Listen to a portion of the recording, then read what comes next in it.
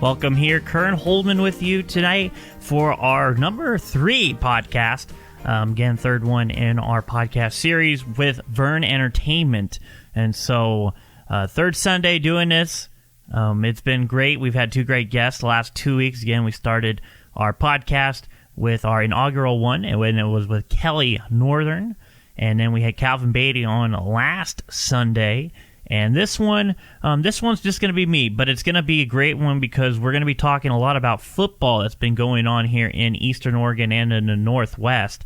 And so we got a couple of teams we're going to be looking at. Big weekend in football. We do have the OSAA 4A semifinals all set up for next weekend. We had the quarterfinals this weekend, and we had some Eastern Oregon teams making their way. The big one here, and one I had enjoy of calling for the season, Grande HS School, and they had a big win and a tough win, and it was a really important game because it was a revenge game. And in the case last season, the very same spot that it was that 4A quarterfinals, and they played Gladstone at home. I called that game, or they were on the road at Gladstone, but they were kind of the underdogs, and they were really the underdogs heading into the playoffs. And the most important part about that is they caught fire at the right time of the season. And so they were the underdogs. They had a big first game, and it won big. They had, again, a very high explosive offense, and one we knew. And Gladstone had a lot of seniors, and they had a lot of talent on that team. And so it was one of the greatest games I've ever got to watch and call because it was that back and forth kind of mentality. You know, we're going to punch you in the mouth, and then we're going to get punched back, and it was just back and forth, offense, defense. I mean, it had everything, and just the way it was played, and it ended at the very end. I mean, it had big moments. It had a lot of drama to it. I mean, it was one of those games that you'd be watching on a movie being made after. It was that kind of a feel. There was tension in the air. We had a great atmosphere. We had a bunch of fans from the La Grande area make the travel down to in Portland for that game.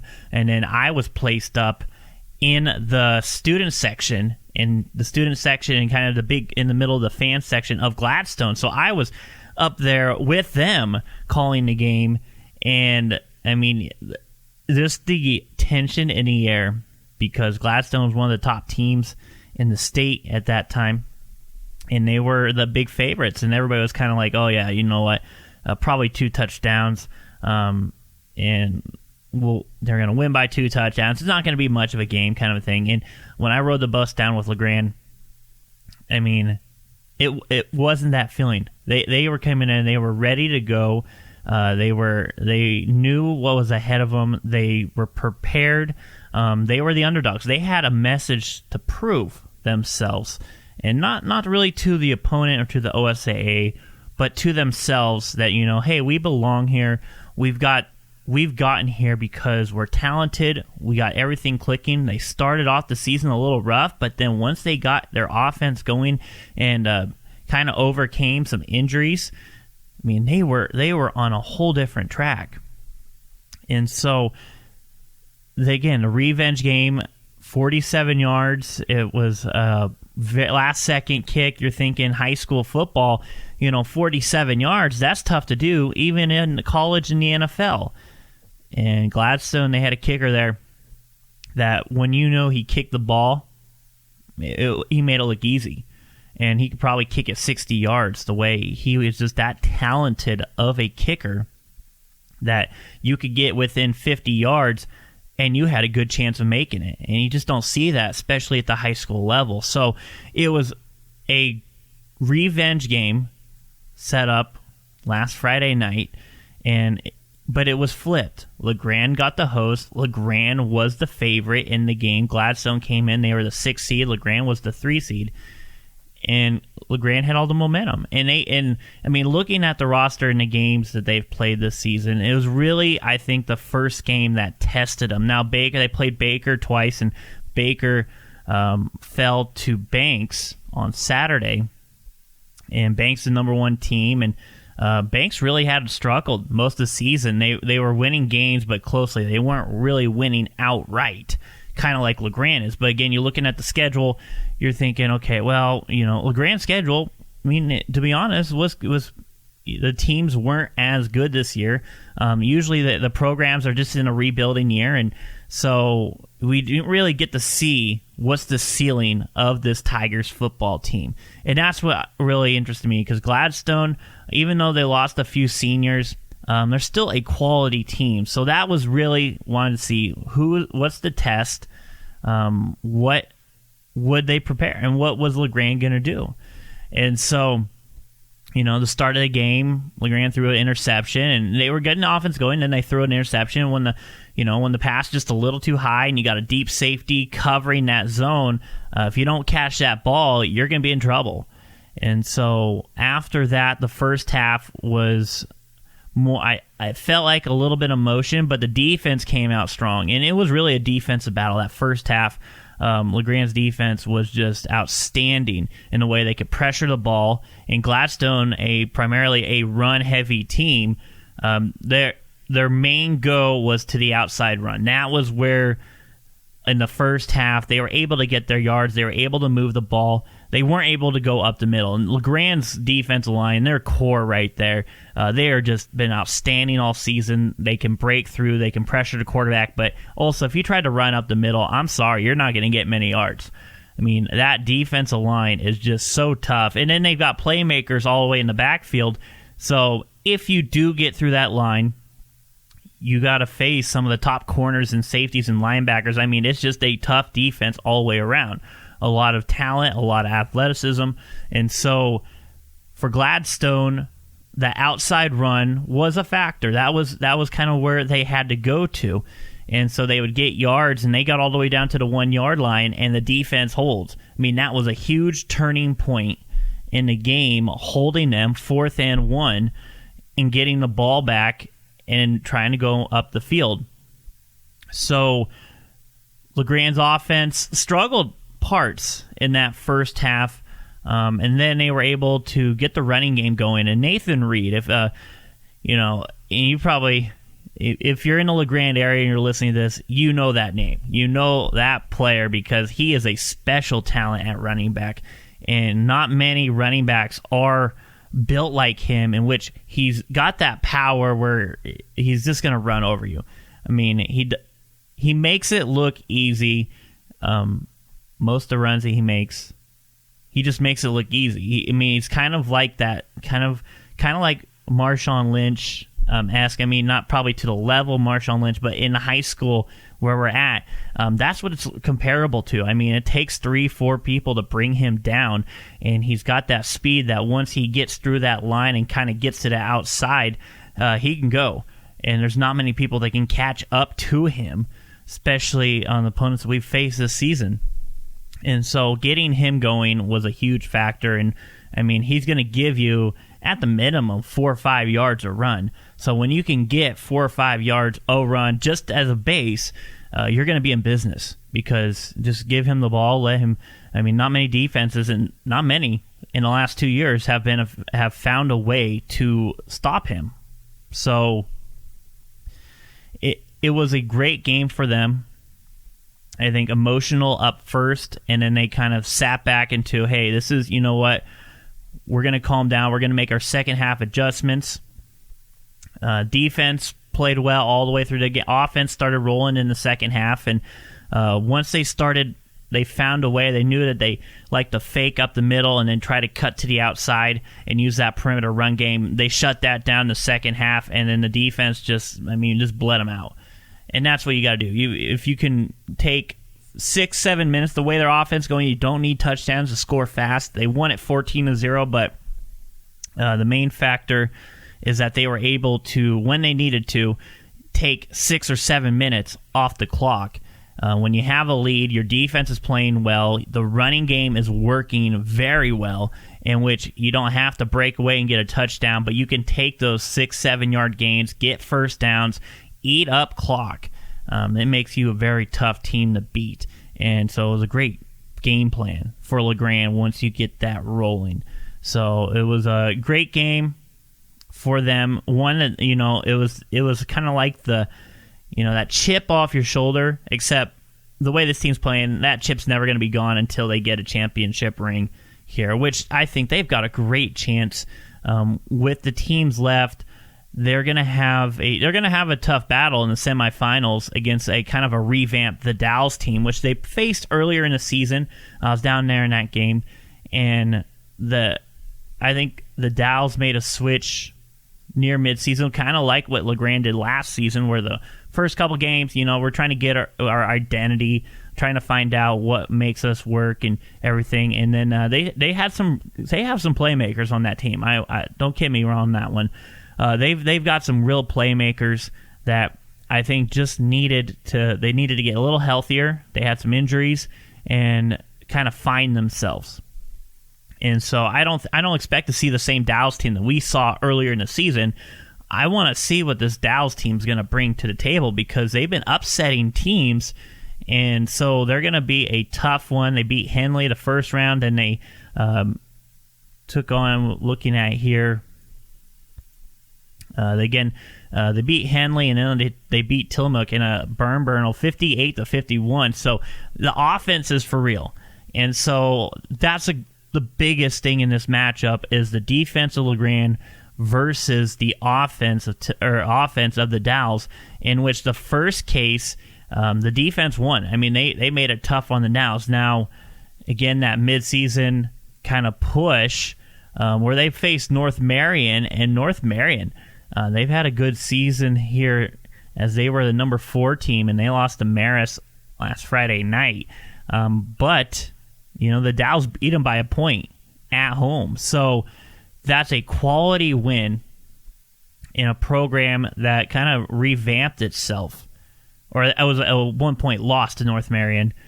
But, still, that's a very tough team that you're facing. And then you come into the playoffs, you're getting hot at the right moment. You win on the road against Henley, and then you get to face Tillamook at home. You beat them 58-51. So now they're going to face off in Hermiston Saturday night, 5:30 p.m., and that's going to be an interesting matchup. Again, it's kind of that neutral field, so it's going to be a little bit closer. Well, it's close to, maybe a little bit closer for LeGrand, but it's going to be a good game, and I expect to see the Dalles team, but I'm interested to see how this one turns out. Again, LeGrand's going to be the favorite in this matchup. And the offense, the biggest keys in this one is the offense of the Dalles versus LeGrand's defense. Who's going to win that battle up front? Is the defensive line going to be able to create havoc in that backfield and shut down the quarterback in that passing game? Because the Dalles like to spread it out, and they're pretty balanced in between the run and the pass. They do have a couple of running backs, different styles. They do have that speed back, and they do have a very kind of a lineman that they fill in as their power back, and he is hard to bring down. I saw him live, and he gets the ball, and he's got some wheels once he's going, but he's going to be something you either have to trip him up, because not many people are going to be able to go face-to-face with him and bring him down one-on-one. So that's my first key in that one is, that defensive line of LeGrand versus the offensive line in the Dalles. Who's going to win that battle? And then the next one is LeGrand's Nathan Reed. You got to get him going. And he's been kind of the workhorse here for this LeGrand team this season that, averaging anywhere between 1 to 3 touchdowns a game, over 100 yards. He is a quality player that you got to get going. And so if you can get him going early and win that battle up front against this defense, that could be in LeGrand's favor. And then also the passing game. The passing game with, Parker Robinson, Blaine Shaw, Justin Frederick. The list goes on. There's so many playmakers on this LeGrand team.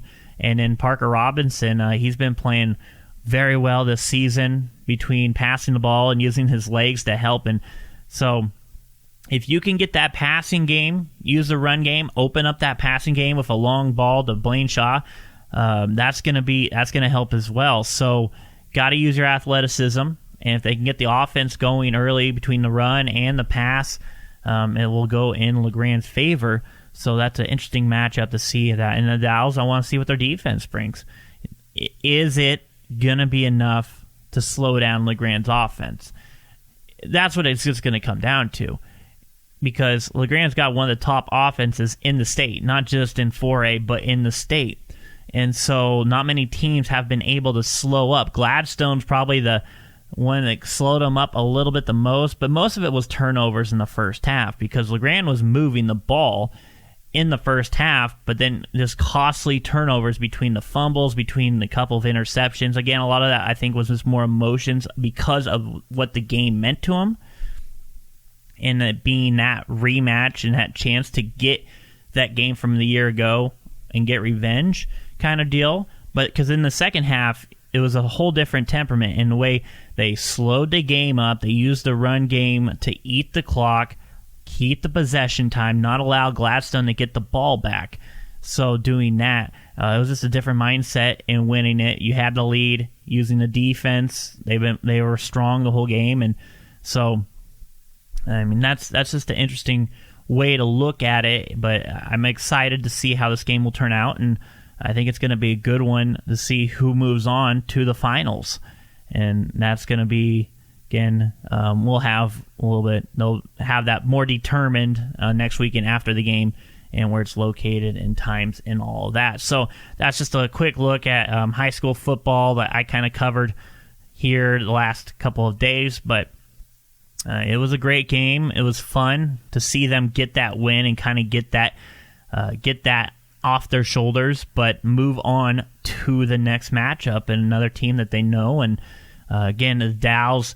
They were originally 5A here, I believe, starting last season. But I've known them from my years at Pendleton. They've always been 5A. They're 5A technically in IMC, but for football they dropped down to 4A. And I believe it's this year that they made that switch. So it's a little bit different seeing them. I mean, we've seen them last year as a 5A team, but now they are a 4A team. So this one matters. This is a big conference game, or not conference game, but a big league playoff game here in the semifinals. So that, again, will be at Hermiston High School Saturday night, upcoming Saturday night at 5:30 p.m. So good matchup there in the high school in the OSAA 4A. And then, again, Baker lost to number 1 Banks. So Banks will play in their semifinal next weekend as well. And then, I mean, that's kind of what the way it's been pointed out.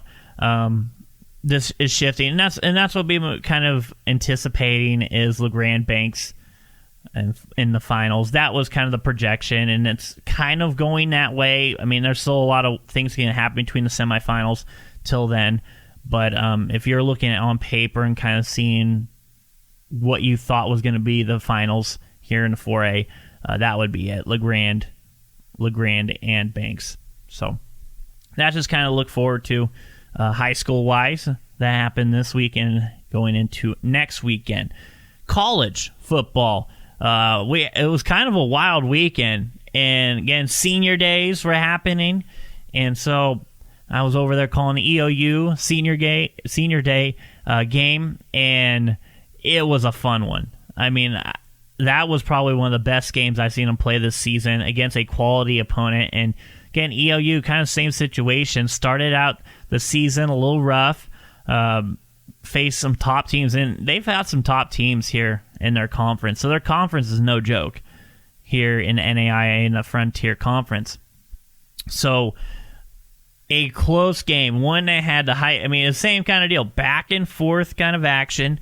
A lot of drama in the sports kind of drama, where you're thinking, oh man, we got to get this. We've been having a hard time, but we got to get something here. And then all of a sudden you see a 70-yard touchdown pass, or those kind of moments were out of nowhere, or a big run.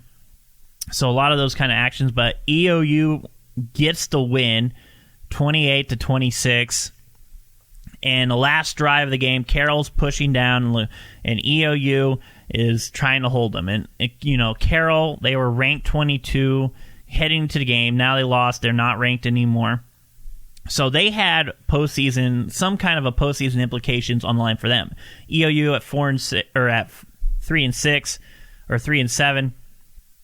They didn't have. That was their postseason game. It's senior day. Hey, let's put the seniors on a high note out, and they played a great game, and they came all the way down to a 2-point conversion. And those are the little things that matter, those little points.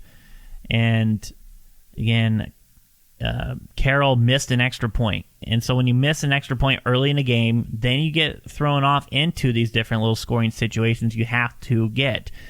And it was like a 4th down and about 15, somewhere around there. Last play, they had to get a touchdown. They were able to get it right at the front corner on the left side of the end zone for a quick little touchdown. A tough catch to make. Keep 1 foot in bounds. Again, college football, you have to keep 1 foot in bounds. So they're able to do that. They were able to keep it in and get touchdown right near the end.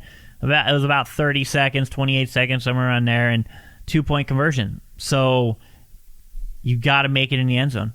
And EOU found a way. The defense got a good push in through the line, pressured the quarterback, had to make a throw on the run, which makes it tougher, and a pressured throw in the back of the end zone, no good. And just the stadium erupted, and it was such a heartfelt moment for those seniors and for everybody. It was a great atmosphere. It was a big turnout, which is always great at those games, and it was just a lot of fun to see EOU finish the season strong. And I think that towards the second half of the season, they switched over and they were kind of a new team because they had a very tough back half schedule of the season, pretty much from homecoming on. So to finish that one 3-3 to go 500 in that back stretch of the season, which was great for them. So it was a good weekend there for EOU, and with the 28-26 win. Now college football heading into the D1, Oregon State.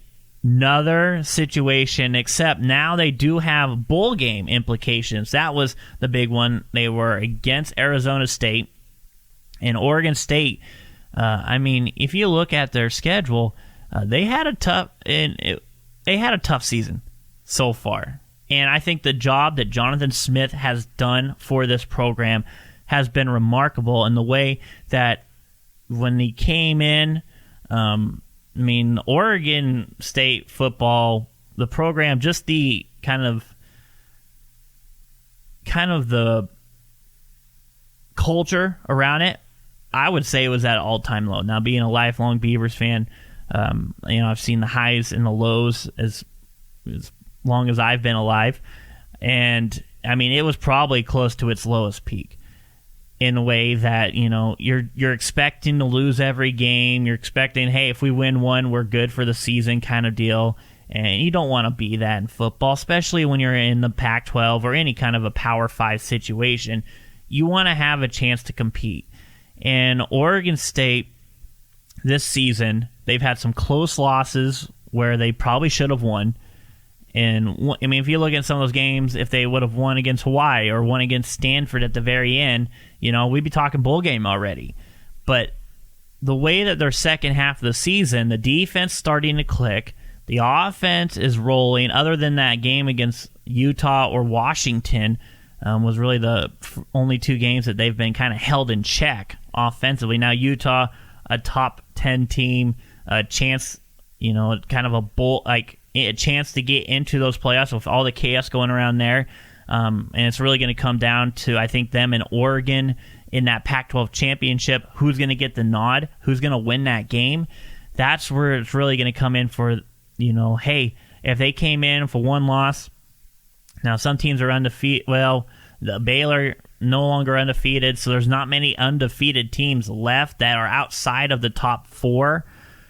So now we're looking at one-loss teams, and Oregon, you look at their resume, they've got that one loss against Auburn. And so that Pac-12 championships is going to be a huge one. And if both teams kind of win out their regular season and get into that matchup, winner might have a chance as kind of that on the bubble in for that top 4 spot. especially of Alabama losing their starting quarterback, Tua. That's going to be a big blow to them, and see how they finish out the season, because they're kind of fighting for that. As I think LSU is almost confirmed to make it, as well as Ohio State.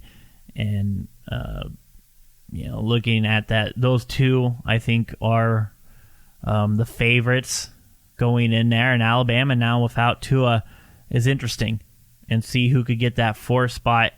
And then you have the 3rd spot, which again is kind of questionable, and who's going to be in that top 4 here in those matchups. So again, with LSU and Ohio State as number 2, and then you've got Clemson. Clemson's probably not going to lose in the ACC. There's just not many teams in there that are going to play a challenge, so they'll probably lock in that 3. And you're looking at that 4 spot. And between Georgia, Bama, Oregon, Utah, Utah's got to face each other. And then Alabama, Georgia, there's chances, and they're going to be trying to go against. So, there's a lot of that. And Minnesota with the loss, though, that takes them out. But, interesting way to see how that one will go out. But, for Oregon State, they got Washington State this upcoming Saturday, and both teams fighting for a bowl game spot. So, at 5-5, this is a huge matchup. Now, technically, Oregon State, if they lose this one, they still have a chance to beat Oregon at home, but that's going to be a really tough game. I think if you're going to try to win a game, get a bowl game, you got to take it at Pullman. And it's going to be an interesting matchup between that offense of the Cougars, again, the air raid offense. They've got a quarterback that's just throwing all over the field. Oregon State, what can they do to prevent that? Now, depth-wise, corners, that's where it's really they're going to have to make sure that keep their man in front of them, not allowed to get down the field. And they struggled against Arizona State, who's got a really great receiver core and offense, but the defense allowed Oregon State to make some big plays, and they've got a really productive offense. Defensively, their defensive line's pretty good for Oregon State, able to get back in the quarterback. But again, special teams and corners in the backfield, that's going to be the big issue for Oregon State, especially against Washington State, in which that's where they're going to expose you. They're going to keep throwing, and if they don't, they're going to use Borghi out of the backfield, and he's a very productive running back as a runner and as a receiver. So keeping an eye on him, making sure that you don't allow him, because he can get a couple touchdowns a game just because of how he plays and how he works in that offense. He's another target that you've got to keep a person on, and sometimes even double cover, just if you know where he's going to be going. So, interesting matchup between Oregon State and Washington State. Again, bowl game implications on the line for both teams. Again, Oregon State on the road. That's going to be a tough matchup for them, but exciting one there in Pullman, and that's the night game at 6 p.m. So, Beavers football, it's a great story, and I think really just the second half of the season, if you look at it, winning 3 out of their last 4 games, that's huge in Oregon State football, and probably at the beginning of the season, you didn't think that was going to happen. But Jonathan Smith has slowly been rebuilding this team and this culture, and when you do that, that's also going to attract key recruits, and they've got some recruits coming in from these top 5 programs that maybe not seeing as many playing time that they wanted to at these bigger programs, and they start coming to Oregon State with that new transfer portal that allows them to do that, say, hey, we're not going to start here, and we probably aren't going to get a chance to play much, so let's go to a school like Oregon State where we go in there, we can start. We got a chance to start and be productive and kind of build ourselves up and help a team out. So, interesting to see how that will turn out between those two. Again, I kind of touched over on the Oregon. They didn't have much problems playing against Arizona. They'll take on Arizona State.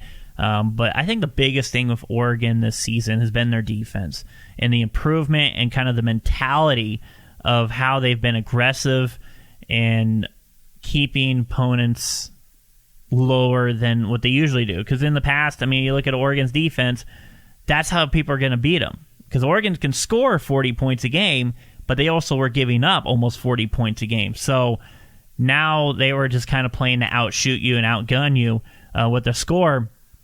Now they're trying to shut you down. And again, the way that I think head coach Mario Cristobal has really dug into that program and kind of realigned that mentality on the defensive end has been huge for this team, because they haven't had as much production offensively than you maybe seen them in the past. Not putting up 70 points a game. They've done once, but again, against a team that really lesser than their program. But against quality teams, they've been in close games, and they were able to edge them out by defense. And so that's been huge for them. They'll have a game on the road Saturday against Arizona State, which I don't think they'll have many issues. I think they'll win that one pretty easily. I mean, it might be a little bit closer than what they say, but I probably a 10-point, 14-point win at least in that matchup. And then they'll have Oregon State for the Civil War on Saturday, November 30th. And depending on how Oregon State does against Washington State, I mean, it could be they have to win that to get to the bowl game, or they'll get a bowl game and then they'll get to play Oregon at home, which is going to be very tough. And I think Oregon this season, though, scheduling-wise, has been pretty lucky in the fact that they've been at home for the majority of the season. They've had only one neutral game against Auburn, that one loss, but then they've had 6 games at home that they've won. They've won 3 on the road, but the road games are a little bit closer than the home games. And so they're on a 9-game win streak, 7-0 in conference. They're number 1 in the conference. And again, they're kind of eyeing that matchup. Got to finish out the season, but kind of favorites in the rest of it. And then they'll play Utah, which if that's the game for the Pac-12 championships, I think it's a great game. And it might be a lower scoring game. I think they'll probably be in the 20s in that one, because both teams have a very strong defense. Utah's probably the better defense. Oregon's probably a little bit better on offense, or more balanced. And the running game for Utah is going to be huge, and who can shut down each other's offense is going to be the big key, because both defenses have been playing very strong and are both physical defenses that like to impose their will. So those are matchups. I'm interested to see how that turns out, but how with the SEC and how the bowl games, or that top 4 spot to get into that 4-team tournament, that Pac-12 championship game is huge. If it is Oregon versus Utah, and they both win out, and they're both 1 loss going into that game, that's when I believe it's going to be huge. If something happens and another team that's lesser joins in, then it won't be as big, because in the Pac-12 there aren't that many teams that are considered top rankings worthy, compared to maybe the SEC, where LSU beats Bama, and that's like a 1 versus a 2 seed, or 1 versus a 3 kind of deal, and then you win like that when you'll jump up. Oregon, they faced Washington, was 25, and Auburn was 6 now in the rankings. So they don't have those big wins as much as those are in the Big Ten or anything like that. So if they get a chance to play Utah, that's definitely a huge game, especially if both teams win out and are only 1 loss into that game and are ranking-wise in the top 5 or top 7. So interesting to see how that one goes. Heading on into the NFL, Seahawks football. Big win against San Francisco, and that was a huge, huge game for them, especially because not only do you take down San Francisco, who was undefeated at the time, it's Monday Night Football, all eyes are on you, and it was a great game, overtime, very last play of overtime to win it. It was a wild overtime. It was a wild game in general. Back and forth. They're on the road against San Francisco, who's been playing very well this season. It was just a fun game to watch back and forth. And Russell Wilson played great, and that defense was making some big strides. And Clowney had a great game for them. Really, that breakout game this season that we've been waiting for. Again, you get him in a trade for practically nothing. from Houston, and you're just waiting for him to break out and kind of take over that defensive line and become that star that we know him as. And that was really a shining moment, just being able to get back and really control the pace on the line and dictate where he wanted to go and force everybody else to try to cover him. So it was a great win for them on that one. And again, they had the bye weekend, so they got some time to rest, heal up some injuries. The big one, again, Lockett, that he got hurt in that game. And so now, having him, what's that look at? So that's an injury that they're going to have to deal with, because in the receiving core, still banged up a little bit. You do add Josh Gordon, so Gordon made some great catches for him. Had some big catches on third down to help move the change, and then DK Metcalf, the rookie, who's really been kind of a shining star for him here with his physicality, just his physical appearance and attributes that he contributes is ridiculous. And for being a rookie, he's really took hold of his spot on the team and has been very productive. So I can just see his game improving tremendously and becoming one of those guys that every down receiver that you're always having to double cover in the future. He's really had a great start to his career there in Seattle. But a big game next Sunday. They'll take on Philadelphia, and that's trying to improve their record, coming in there 8-2, and so really a season that's been they've been kind of the team that has been overlooked for a little bit. Again, you're losing some of your keys going into this season. You're kind of rebuilding that defensive backfield, rebuilding the defensive line. Offensively, you didn't know what you really had there, but between Chris Carson and Russell Wilson having an MVP season, defense has still struggle in bits. They kind of have to tighten up, especially in the backfield. The defensive line's been playing pretty well in that linebacker core, but the defensive backs, that's kind of been the weakness so far this season, so hopefully they'll be able to get that tightened up a little bit, but they make plays when they need to. That's the big thing. Can they get the turnovers and the takeaways when they need to prevent the scores at the end of the game? If you're able to do that, then you'll be in good shape, and that's why they're 8-2, because they can do that. But looking at the rest of their schedule, it's going to be a tough one between the Eagles, and then they got the Vikings, the Rams, Panthers, Cardinals, Niners again. It's a tough road, but it'll be interesting to see. And they play in a tough conference between the Rams.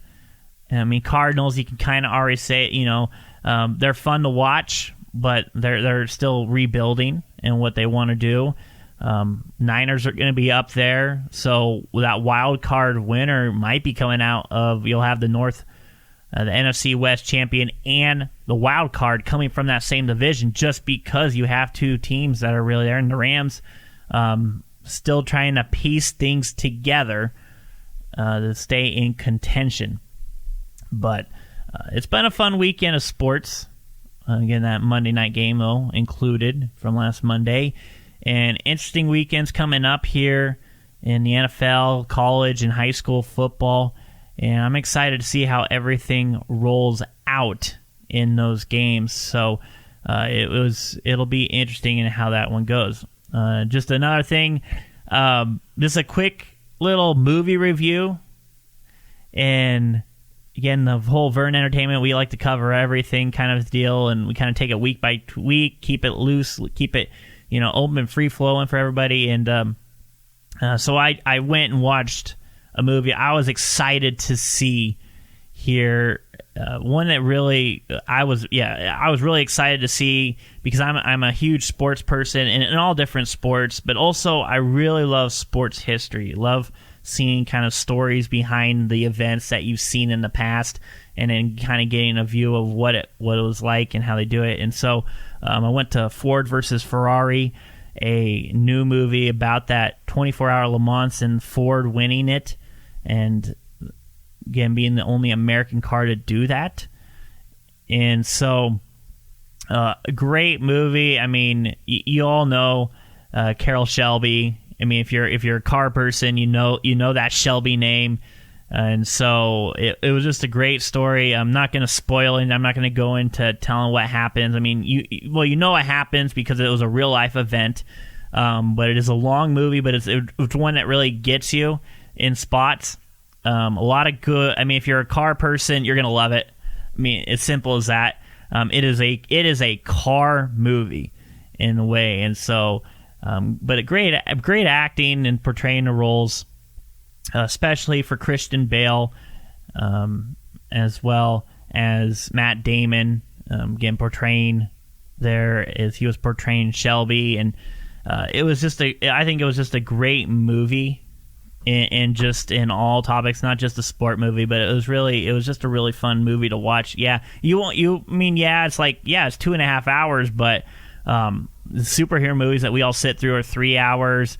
Star Wars 3 hours, so it didn't really feel like 2.5. I mean, it was a long movie. It kind of felt like it was a long movie, but other than that, I mean, it was really though capturing everything, and it didn't get slow. It wasn't really slow in any parts.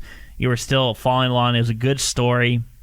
You kind of saw how everything interworked. It wasn't like one of those ones where you see a team, they start out, and then there's a montage in the middle to speed things up, and then they're already at the final game. You kind of see the process on how it got to that moment. You know the Le Mans, if you're a car person, you know that Le Mans story in Ford, but you wanted to see how that developed into that. So it gave you that. It kind of went in depth, which was great that they were able to do that and kind of show, these are kind of the challenges that they went through. These are some of the things that they did, but it was a great car movie, a great movie in general, and so I give it. I recommend it if you like sports, if you like sports movies, if you like cars, if you like really just a good movie. But again, it kind of follows that storyline between Ken Miles and Carroll Shelby and the friendship that they had, and kind of what pushed them to go for this. And so this is a fun movie in general. Highly recommend it. So if you get a chance, and if you're kind of a sports person or car person, or just like that history aspect to it, and kind of break away from the superhero movies kind of deal, then I highly recommend go and watch this. It's a well done movie. And again, James Mangold. If you don't recognize that name, you've probably seen his movie though. Logan, that was the big one. Kind of the final Wolverine there at the moment with Hugh Jackman. But it was just a fun movie, and just well done the way they did it. But so that will do it here for us. Podcast number 3 there for Vern Entertainment. We're still trying to find a name. I'll be trying that, and if you guys are listening to this and have any ideas and anything, just message us on our Vern Entertainment page if you're there. Like us, and then give us kind of an idea of what your thoughts of a name would be. All of them will be looked at and listened to, and we will hopefully shortly in the next month or so we'll have a name for this podcast. But again, we don't really have our topic is really just kind of keep it with our guests and keep it with what we really want to talk about. It's nothing that tied down to anything, because we do like it, keep it open and free flowing for everyone here to listen to. And I'm a sports guy, so there's going to be a lot of sports, but I love movies, and so there could be some movie talk. There could be some. One thing I really don't like to get to, and this is really the big thing about this podcast. I don't like talking politics. I know it's a very controversial topic these days, and so I just don't like talking about it, because it just really gets to people, and so you'll never hear politics talked on this show. That's the whole thing. It's a breakaway from that. I'm never going to talk about it. So even if my guests they want to dive into it, we're going to steer them away, because it's just something I don't want to get into. Everybody starts yelling at each other, and it's just a tough subject, and I just have no interest in covering it. So that's just my little spiel about that. I'm never going to talk about politics again on this show, but that is that spill. It won't be on the show. So just a forewarning. So that's just all I'm going to say about that. That's the only thing you'll ever hear about politics on this show, is that I'm not going to talk about it. So with that being said, now it's the official end of podcast number 3. Everybody have a great weekend. Thanksgiving's coming up here a little bit later than last year. So as we get ready, we'll have podcast next Sunday. We'll have one. And then on that Thanksgiving weekend, we will see. It depends on how everything goes and coming back from a trip. And so we'll see where I'm at on that end. And we might not have one on that day, on that Sunday. It might be pushed. So if you guys don't see one on Facebook, that is the reason why. It's just because, the holidays, like, take a break, from everything. Enjoy your time with your families. And that's all you can really want to do on the holidays. So with that being said, everybody have a great weekend. We'll talk to you next Sunday. You've been listening to Vern Entertainment's podcast number 3.